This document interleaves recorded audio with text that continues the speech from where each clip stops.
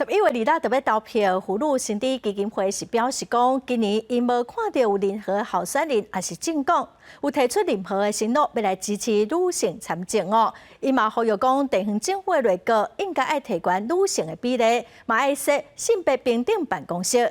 政党的参选人嘛应该至少爱提名1/3的女性。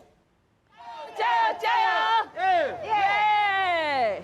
选举期间，春播考过，街头巷尾会当看到女性候选人扫街拜票。不过，妇女身体基金会认为，女性力量袂当干那画口号，应该对实体来改革。像地方政府的小内阁，女性比例应该超过40%。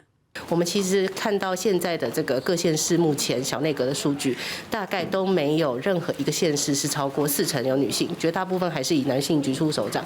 甚至我们发现到宜兰县只有4.35%的女性，而且其中那个老实说还是主机处长。 另外，妇女身体认为，爱深化各县市政府设立性别平等办公室，因为即马敢若7个县市有设专职人力，伊嘛希望提升妇女保障名额。政党应该以1/3性别比例的关职建立提名关职。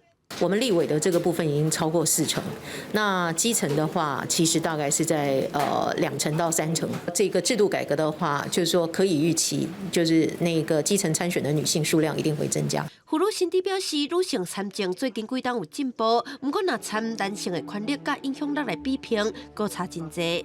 记者田立台北采访报道。